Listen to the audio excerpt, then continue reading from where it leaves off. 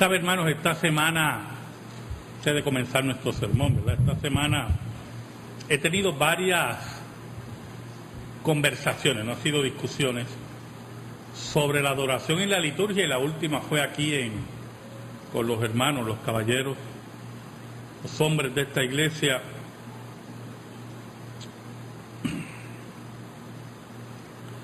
Y le he estado comentando a mi esposa que hay una profunda y marcada ignorancia de lo que es una correcta adoración. Yo estuve hablando de la adoración verdadera en el programa de radio por un tiempo, y cómo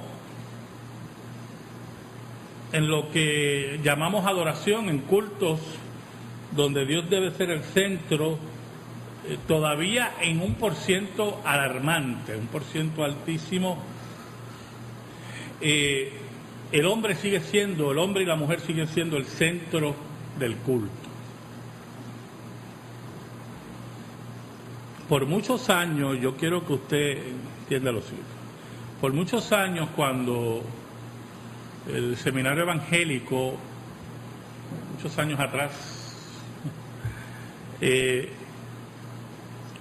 tenía un currículo evangélico, tuvo unos cursos sobre liturgia, los cuales usted los veía manifestados en las diferentes iglesias evangélicas que pertenecían al concilio evangélico.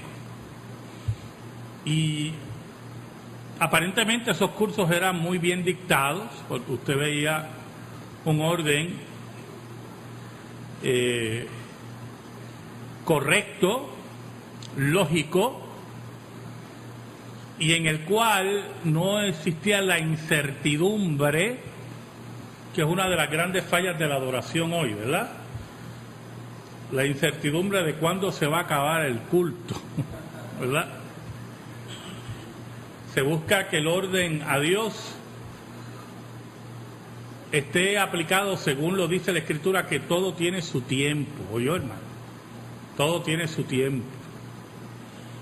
Y no es una extensión demencial de un culto que no se sabe cuándo se va a acabar. Yo me acuerdo que en una ocasión, yo creo que se lo he contado, yo estaba en una exhibición de libros en el Caribe Hilton, y en una salgo del área de exhibición, y cuando llego, el área está cerrada, y yo tenía que sacar las llaves de mi auto y todo, y me dijeron, mira, allí está un culto, era una actividad cristiana, mira, a ver, pregunta, a ver quién te puede abrir, y yo fui allá.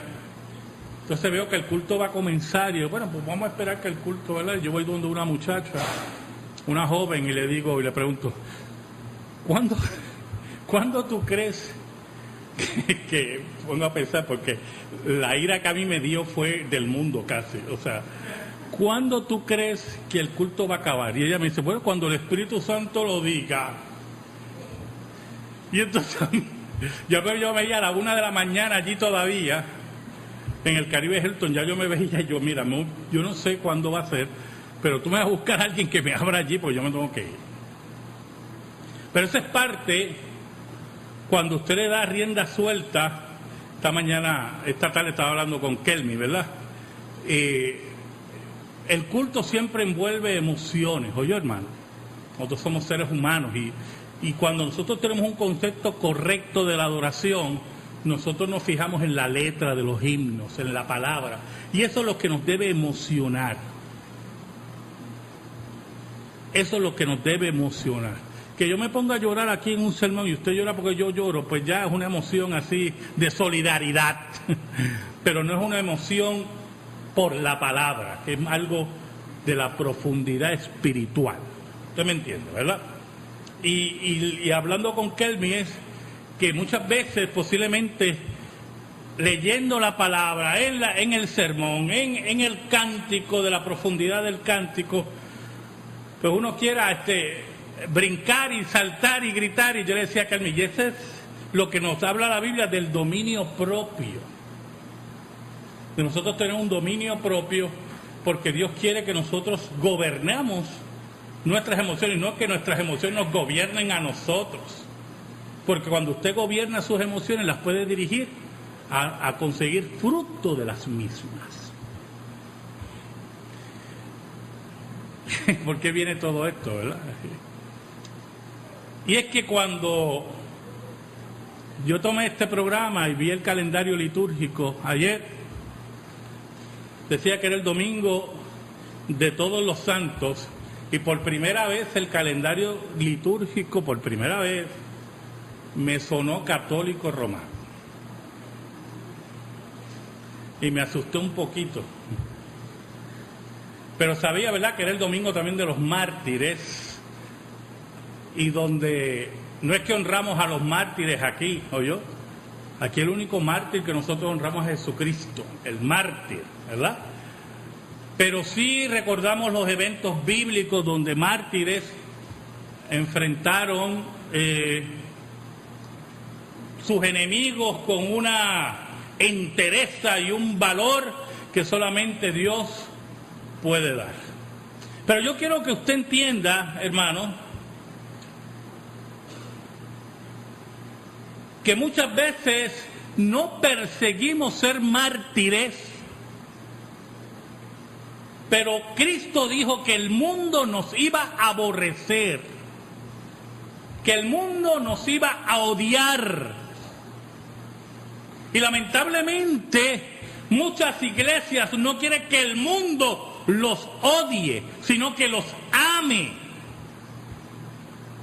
que los alumbre con sus luces fugaces y falaces, y no que los alumbre la luz de Cristo, que es la luz única y verdadera que nos da el valor por el Espíritu Santo de ser testigos, como dice Lucas.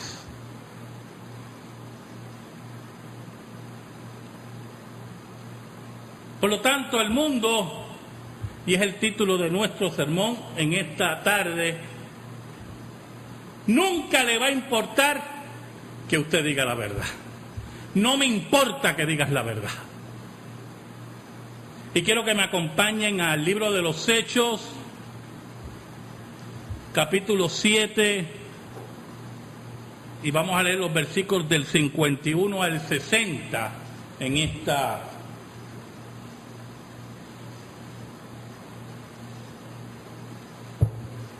hermosa tarde del Señor.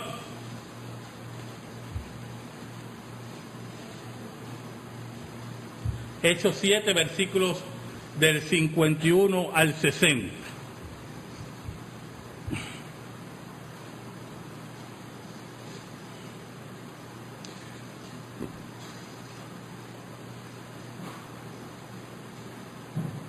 Dice así la palabra de Dios, en el nombre del Padre, del Hijo y del Espíritu Santo. Duros de servir e incircuncisos de corazón y de oídos, vosotros resistid siempre al Espíritu Santo como vuestros padres, así también vosotros.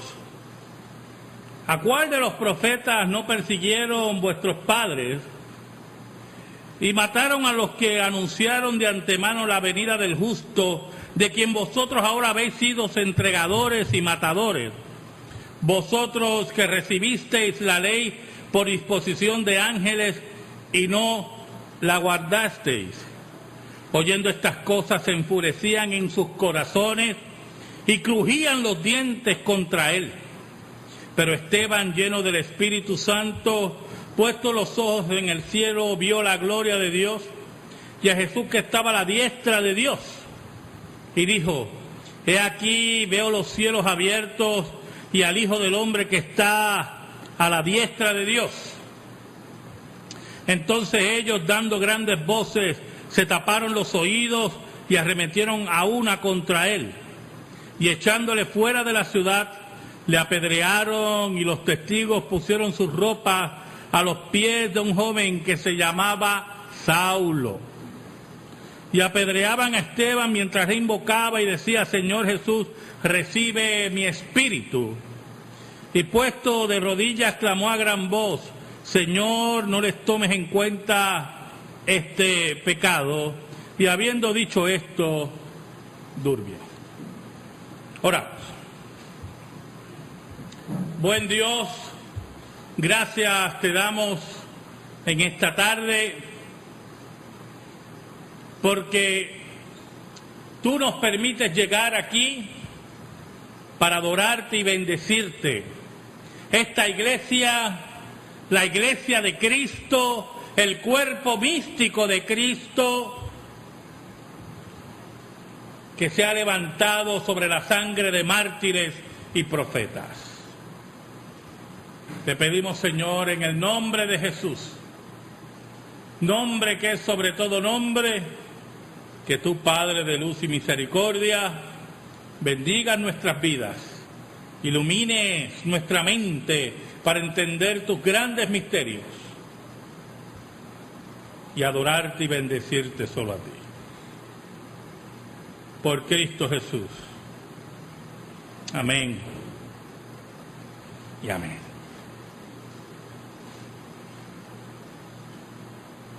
No me importa que me digas la verdad.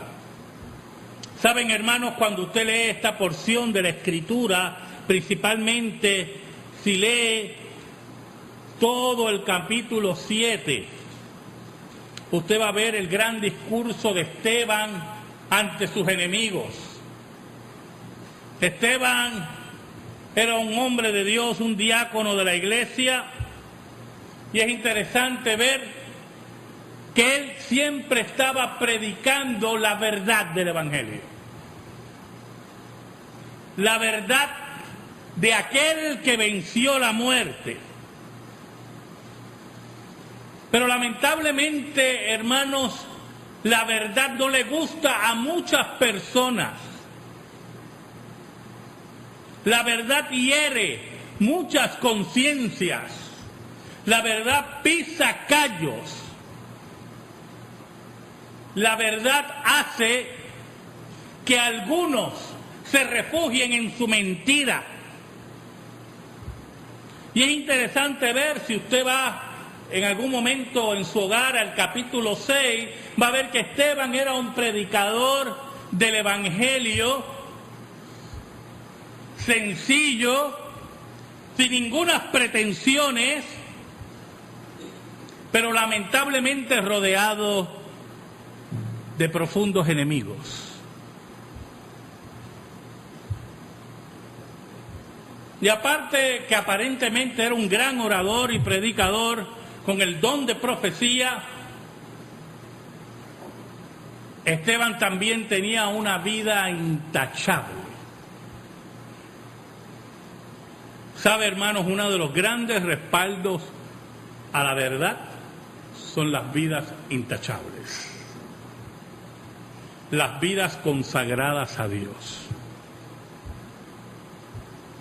Todos somos pecadores, pero nuestra aspiración como creyentes, como aquellos que vivimos a la luz de la ley de Dios, sin los faros falsos del mundo, es que nuestra vida se refleje santidad y brillo de santidad.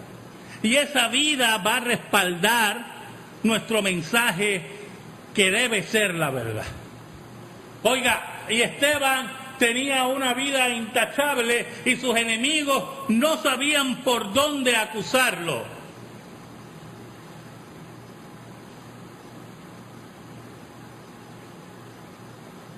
Un día decidieron sobornar a un grupo para que dijeran mentiras sobre Esteban. La mentira siempre será un juego en la mentalidad del mundo, porque con la mentira el mundo consigue lo que quiere. ¿Sabe? Los otros días vi una noticia en un noticiero denunciando un anuncio comercial de unos zapatos deportivos Me están anunciando unos zapatos deportivos que tienen esto, que tienen lo otro, Pero lo más interesante de los zapatos deportivos es que te ayudan a rebajar. Y el anuncio, estaban denunciando ese anuncio como una mentira. Y esta mañana, antes de salir a donde estuve predicando esta mañana, estaban dando el anuncio, vendiendo esos tenis maravillosos que te hacen rebajar. Ya estaba denunciado, pero como quiera el anuncio estaba presente. Porque el mundo va a utilizar cualquier mentira para sacar sus beneficios. El mundo odia la verdad. Oiga, y Esteban no había forma de acusarlo, y por lo tanto lo mejor aquí es sobornar a un grupo de personas para que mientan sobre él, que hablen de las blasfemias que él hacía contra Moisés y contra Dios.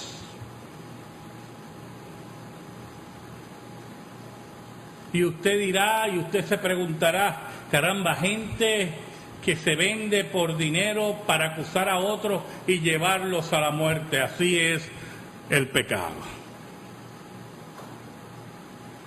El pecado y los pecadores son capaces de venderse al mejor postor, porque a ellos no les importa la verdad, sino el beneficio que saquen al momento.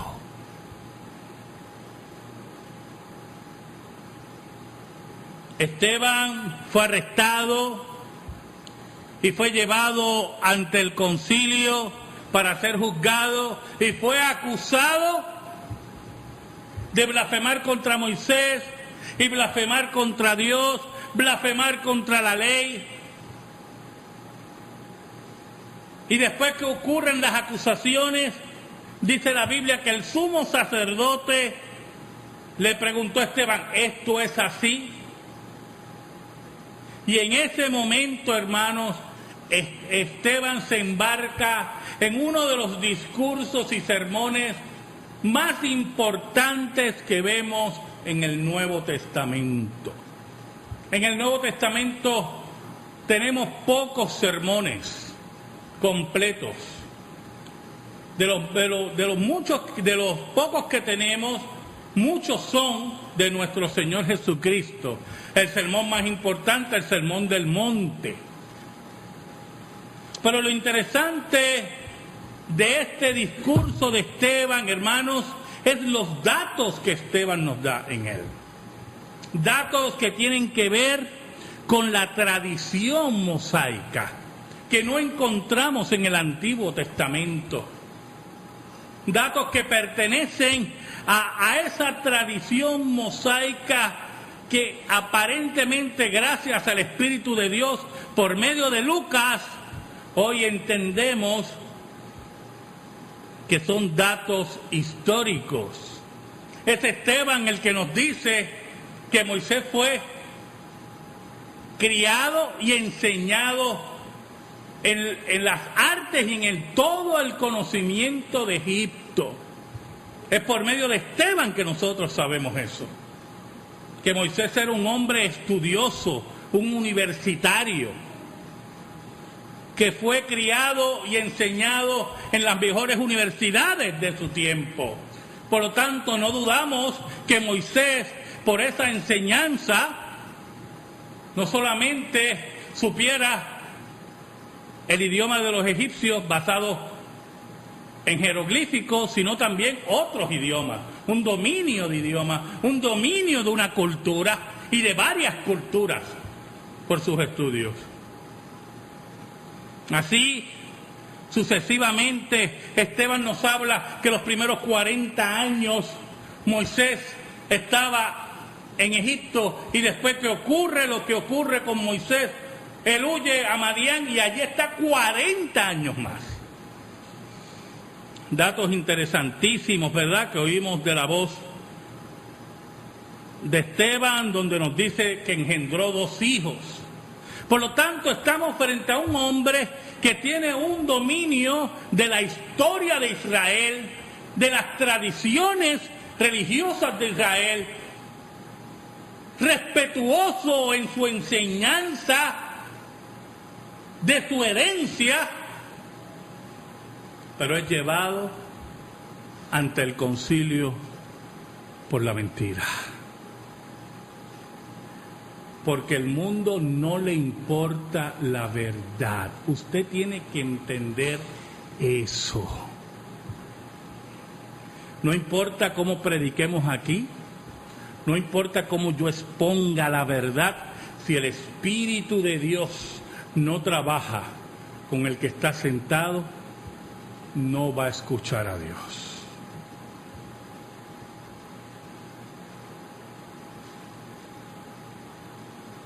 Ahora, llegó un momento que Esteban hace una denuncia contra estos hombres que lo estaban escuchando. Y la denuncia estaba basada en los profetas. Había un problema, hermanos, con los profetas y el pueblo de Israel. Los profetas fueron asesinados por los judíos. Los profetas fueron odiados por el pueblo judío. Algunos fueron apedreados, otros fueron aserrados, otros fueron burlados. Los profetas no eran muy queridos por el pueblo judío. Y por lo tanto Esteban hace una denuncia desde la Escritura. Esto es muy importante. Mire qué interesante. La denuncia de Esteban es desde la Escritura. Cuando Esteban señala a Israel como culpable, lo hace desde la Escritura, citando a los profetas. Pero los hombres que lo rodeaban no querían oír. El mundo no quiere oír la verdad. El mundo no le interesa la verdad. ¿Sabe? Esta mañana estaba leyendo en El Nuevo Día. Regularmente, casi todos los domingos sale un artículo de Vargas Llosa, el gran escritor peruano. Y esta mañana él estaba escribiendo sobre el Tea Party en Estados Unidos, ¿verdad? Y todos esos muchachos de derecha que tanto aman a su nación. Pero en una dice algo muy importante. Él dice que los peregrinos, cuando llegaron a las tierras que después se convirtieron en los Estados Unidos, buscaban libertad religiosa, pero también buscaban libertad individual. Los Estados Unidos se fundan sobre las libertades individuales de los seres humanos, y que esas libertades, escuche, que esas libertades fueran respetadas como tú respetabas la libertad individual de tu vecino.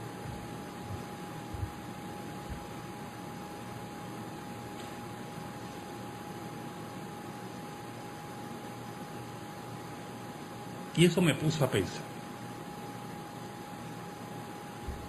Y pensé en el que tenía que pensar, en nuestra estrella, la luz que ilumina la juventud hoy, Ricky Martin. El que nos quiere atosijar por boca, ojo y nariz. Y usted dirá, ¿y en qué sentido usted pensó, pastor? En este sentido que algunos de ustedes no se han dado cuenta.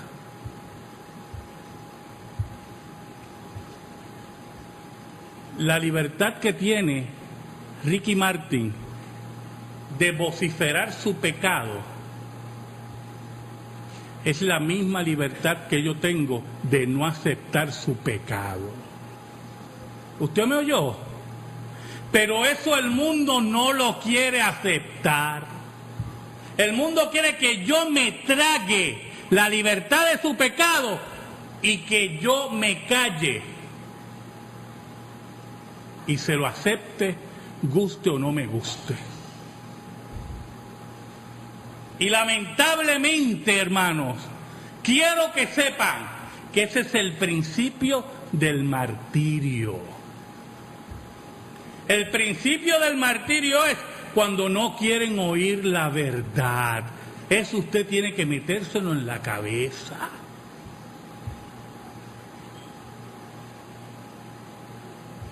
¿Sabe algo? Yo lo dije una vez, yo lo voy a volver a repetir en esta tarde. Alguien puede decir, bueno, esa es la vida de Ricky Martin, ese es su cuerpo y él hace lo que quiera con su cuerpo. ¡No! ¿Usted me oyó? Usted no es dueño de su cuerpo. Y usted no puede hacer lo que le da la gana con su cuerpo. Su cuerpo y su ser le pertenece a Dios, sea usted cristiano o impío. Y Ricky Martin y nadie tiene libertad de hacer lo que quiera con su cuerpo. ¿Usted me oyó?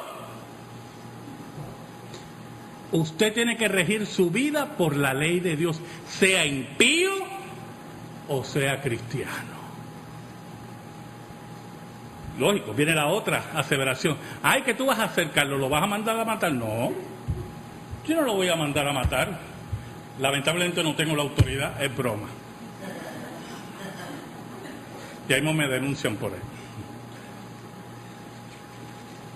Yo solamente estoy diciendo una verdad. Quien lo va a juzgar es Jesucristo. Pero quiero que sepan que el principio del martirio es no querer oír la verdad. Porque la verdad molesta.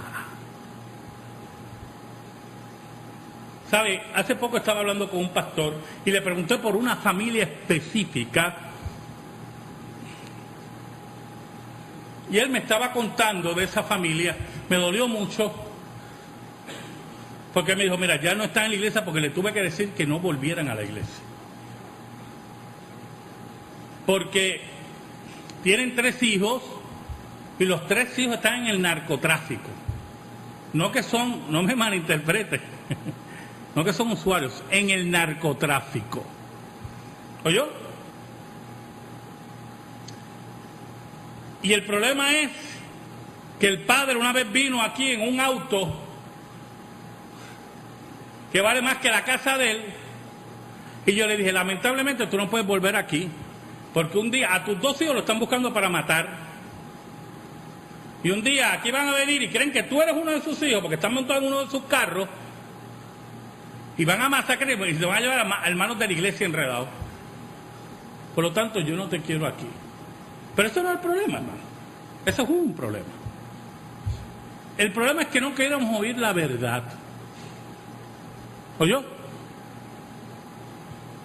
Yo le dije, pero ¿y la madre y la...? Y me dice, no, si tú le preguntas a ella, mis hijos no han hecho nada.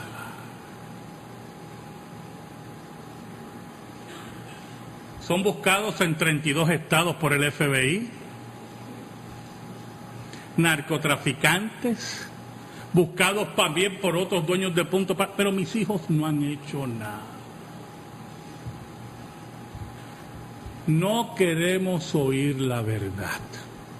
No nos gusta la verdad. Cuando nosotros cogemos gusto por la verdad, nuestra vida empieza a crecer. Pero ¿quién ha dicho que el crecimiento no duele?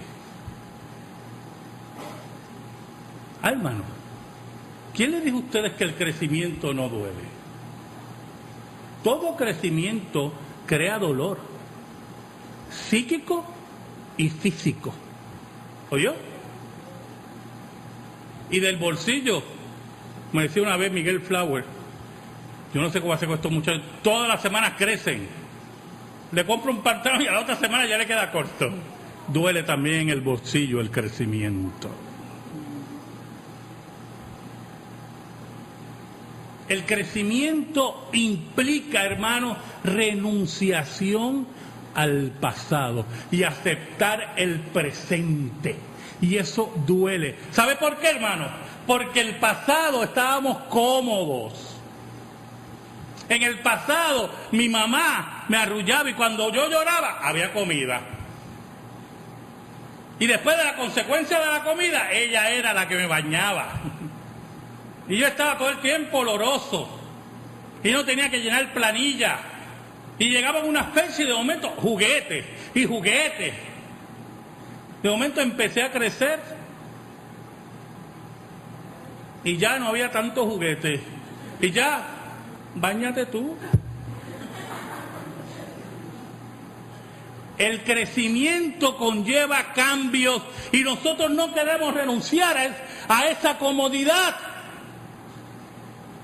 Pero si nosotros aceptamos el cambio en la verdad, nuestra vida va a ir creciendo. Israel no quería aceptar el cambio que Dios le había dado. Odiaba a los profetas, odiaban a Jesús. ¿Sabe? Y Esteban, cuando se da cuenta por el Espíritu de Dios hasta dónde había llegado el endurecimiento de Israel, los denuncia en los versículos 51 y 52. Les habla en el versículo 53, vosotros que recibiste la ley por disposición de ángeles. Mire qué interesante, un dato que no sabíamos. Esteban no nos da, que ellos recibieron la ley por disposición de ángeles. Hasta el día de hoy es un poco difícil interpretar ese versículo. Y no la guardaste y no te interesaba la ley. Oiga, pero si usted lee, y es lo que yo quiero que usted entienda en esta tarde, si usted lee el discurso de Esteban, fue un discurso correcto, lleno de datos históricos y de cultura israelita. Un discurso memorable. Mire, yo le exhorto a que usted lo lea en su casa. Cuando vaya a su casa, lea Hechos 7. Un discurso tremendo, con una denuncia al final del endurecimiento de Israel y del odio a la verdad y del odio a Jesús. Como él denuncia en el versículo 52 el asesinato de Jesús por los judíos. Ahora, mire cómo reaccionan ellos ante la verdad. El versículo 54 dice, oyendo estas cosas, se enfurecían en sus corazones y crujían los dientes contra él. Usted imagínese, el judío ortodoxo tiende a manifestar sus emociones. ¿Oyó, hermano? Si usted lee en el Antiguo Testamento, cuando había un dolor, pues ellos rasgaban sus vestiduras y se vestían de cilicio y ceniza. Los puertorriqueños regularmente pelean o gritan, ¿verdad? Esas son sus manifestaciones. Y usted ve que ellos crujían sus dientes contra Esteban, lo odiaban. Y Esteban había dado un discurso correcto, histórico, culturalmente y bíblicamente. Pero yo no quiero oír la verdad. A mí no me interesa lo que tú digas, Esteban. Y en sus corazones, como dijo Cristo, estaba el pecado, porque ahí es que se origina el pecado, en el corazón, el asiento del corazón. Por dentro del hombre es lo que contamina, dijo Jesús. En ese momento Esteban percibió que iba a morir. Ay, hermano.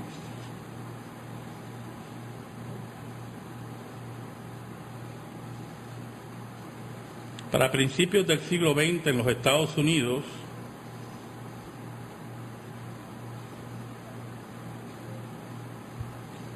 ningún negro podía decir nada en contra de ningún blanco, aunque fuera la verdad,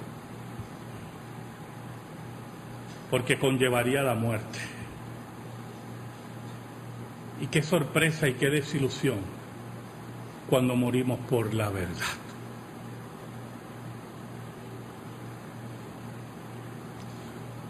Esteban percibe que va a ser asesinado por Jesús. Y aquí entra algo muy importante de lo que es el martirio. En este domingo que hablamos del martirio, es el valor de enfrentar la muerte por Jesús.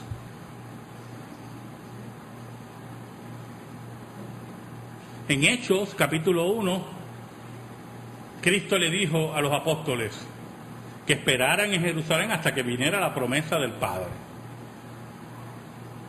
Y después añadí, recibiréis poder cuando venga sobre vosotros el Espíritu Santo, y me seréis testigos en Jerusalén, en Samaria, hasta el fin del mundo. Pero la palabra testigo en griego es mártires.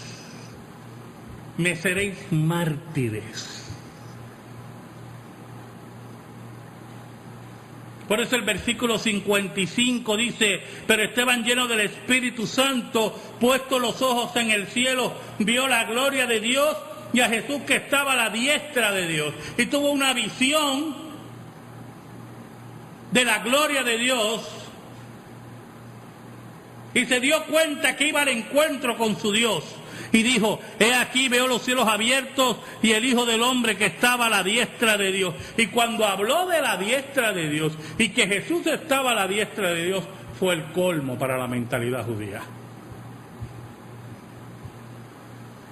Porque nadie se puede sentar a la diestra de Dios si no es Dios mismo. Y estaba diciendo, Jesús es Dios. El que ustedes mataron es Dios. El versículo 57 dice, entonces ellos dando grandes voces, grandes gritos, es la traducción más correcta, grandes gritos, se taparon los oídos y arremetieron aún contra él. Yo quiero que usted, no sé si usted puede entrarse, yo entré en estas cosas tremendas. Dice que crujían los dientes, que lo odiaban y ahora se tapaban los oídos. Toda es una escena, ¿verdad? Una obra maestra de la manifestación cultural judía cuando odian a alguien.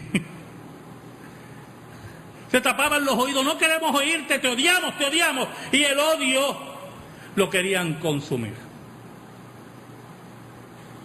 Y se consumían en su odio y buscaban realizar su odio, consumar su odio.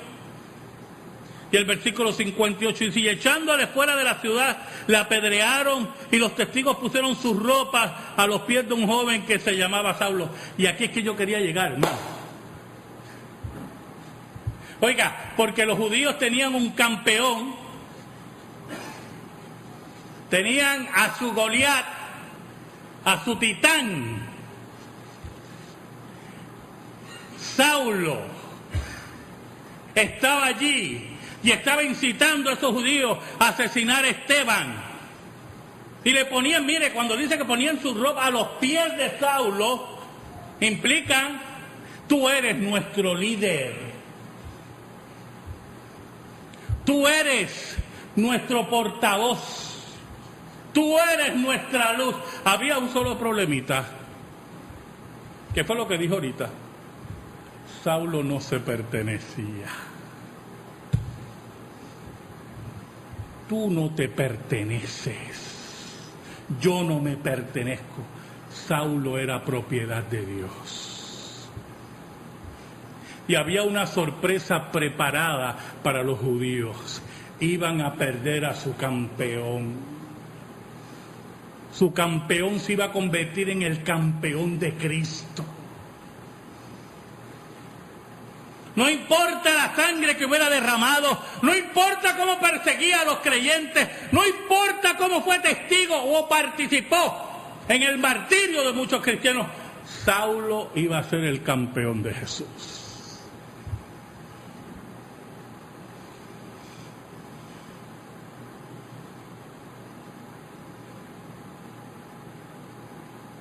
¿Sabe, hermano? Qué dimensión tremenda este versículo, ¿eh? La iglesia de Cristo nunca será derrotada.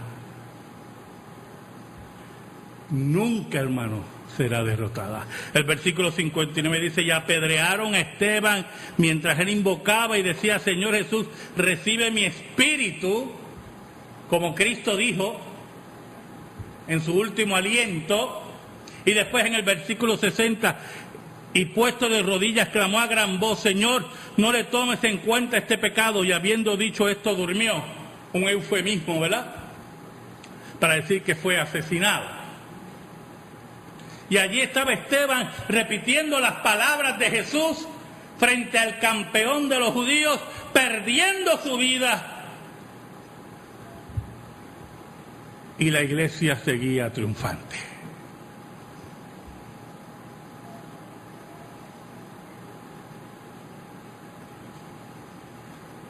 ¿Saben, hermanos?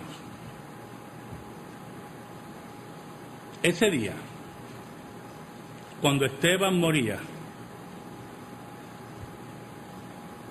los judíos no querían oír la verdad. Saulo tampoco la quería oír. Pero Jesús quería que Saulo oyera la verdad. Y cuando Jesús quiere, tú no tienes voluntad. Amén. Gracias te damos, Señor, Dios verdadero, por todas tus bendiciones. Te pedimos que esta palabra, eterna y verdadera, siempre esté en nuestros corazones. Atesórala por el poder del Espíritu Santo. Por Cristo Jesús. Amén y amén. Estamos en silencio, hermano.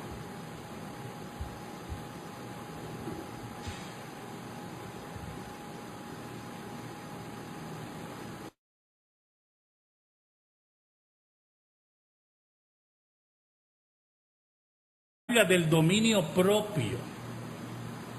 Que nosotros tenemos un dominio propio porque Dios quiere que nosotros gobernemos nuestras emociones, no que nuestras emociones nos gobiernen a nosotros. Porque cuando usted gobierna sus emociones, las puede dirigir a conseguir fruto de las mismas. ¿Por qué viene todo esto, verdad? Y es que cuando yo tomé este programa y vi el calendario litúrgico ayer, decía que era el domingo de todos los santos, y por primera vez el calendario litúrgico, por primera vez, me sonó católico romano. Y me asusté un poquito. Pero sabía, ¿verdad?, que era el domingo también de los mártires, y donde no es que honramos a los mártires aquí, ¿oyó? Aquí el único mártir que nosotros honramos es Jesucristo, el mártir, ¿verdad?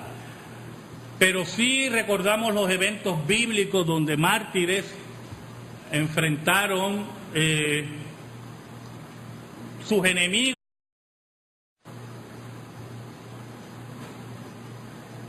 ¿Sabe, hermanos? Esta semana, antes de comenzar nuestro sermón, ¿verdad? Esta semana he tenido varias conversaciones, no han sido discusiones, sobre la adoración y la liturgia, y la última fue aquí con los hermanos, los caballeros, los hombres de esta iglesia.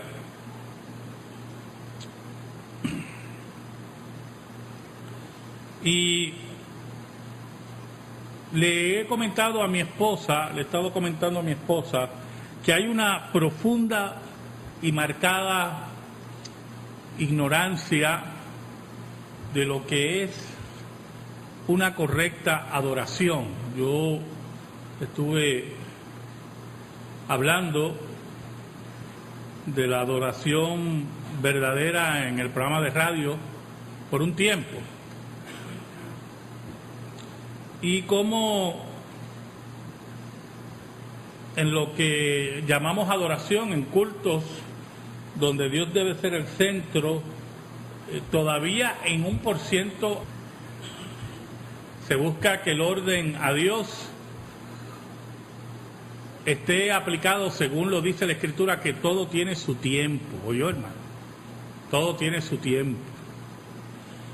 Y no es una extensión demencial de un culto que no se sabe cuándo se va a acabar. Yo me acuerdo que en una ocasión, yo creo que se lo he contado, yo estaba en una exhibición de libros en el Caribe Hilton, y en una salgo del área de exhibición, y cuando llego, el área está cerrada, y yo tenía que sacar las llaves de mi auto y todo, y me dijeron, mira, allí está un culto, bueno, era una actividad cristiana, mira a ver, pregunta a ver quién te puede abrir, y yo fui allá. Entonces veo que el culto va a comenzar, y yo, bueno, pues vamos a esperar que el culto, ¿verdad? Yo voy donde una muchacha, una joven, y le digo, y le pregunto, ¿cuándo tú crees que pongo a pensar? Porque la ira que a mí me dio fue del mundo casi, o sea, ¿cuándo tú crees que el culto va a acabar? Y ella me dice, bueno, cuando el Espíritu Santo lo diga. Y entonces yo veía a la 1 de la mañana allí todavía, en el Caribe Hilton, ya yo me veía, yo, mira, yo no sé cuándo va a ser, pero tú me vas a buscar a alguien que me abra allí, porque yo me tengo que ir. Pero esa es parte, cuando usted le da rienda suelta. Esta tarde estaba hablando con Kelmy, ¿verdad? El culto siempre envuelve emociones, oye, hermano. Nosotros somos seres humanos y cuando nosotros tenemos un concepto correcto de la adoración, nosotros nos fijamos en la letra de los himnos, en la palabra, y eso es lo que nos debe emocionar. Eso es lo que nos debe emocionar. Que yo me ponga a llorar aquí en un sermón y usted llora porque yo lloro, pues ya es una emoción así de solidaridad, pero no es una emoción por la palabra, que es algo de la profundidad espiritual. Usted me entiende, ¿verdad? Y hablando con Kelmy es que muchas veces posiblemente leyendo la palabra en el sermón, en el cántico, de la profundidad del cántico, pues uno quiera brincar y saltar y gritar, y yo le decía a Kelmy, y ese es lo que nos habla la Biblia, alarmante, un % altísimo. El hombre y la mujer siguen siendo el centro del culto. Por muchos años, yo quiero que usted entienda lo siguiente, por muchos años cuando el seminario evangélico, muchos años atrás, tenía un currículo evangélico, tuvo unos cursos sobre liturgia, los cuales usted los veía manifestados en las diferentes iglesias evangélicas que pertenecían al concilio evangélico. Y aparentemente esos cursos eran muy bien dictados, porque usted veía un orden correcto, lógico, y en el cual no existía la incertidumbre, que es una de las grandes fallas de la adoración hoy, ¿verdad? La incertidumbre de cuándo se va a acabar el culto, ¿verdad?